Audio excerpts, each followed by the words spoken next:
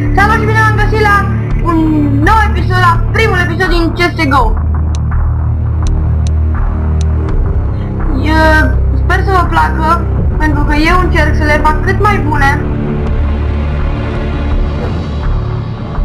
Așa, și intrăm pe asta, așa.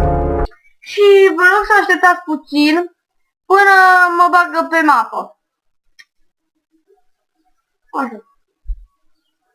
Sper să se vadă pe filmare. What the fuck?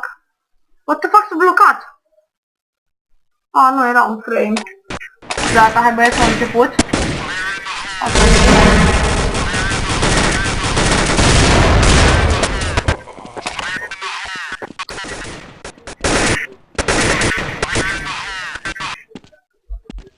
Da, băieți, încă n-am început. Eu acum sunt spectator, după cum vedeți. Fuck!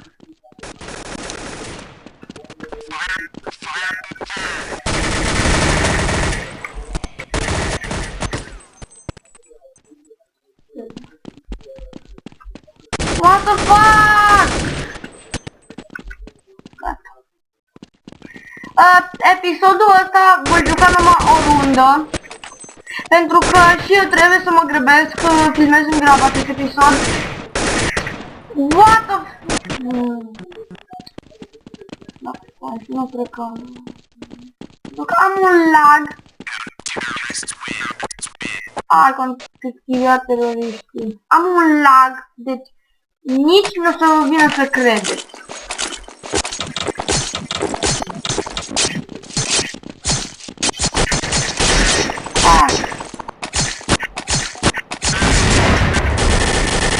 Da, eu am făcut cu ăsta.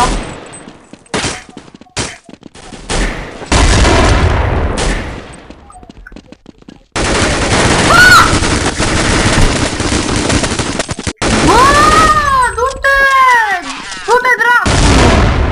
Nu spune de asta. Uite-l aici!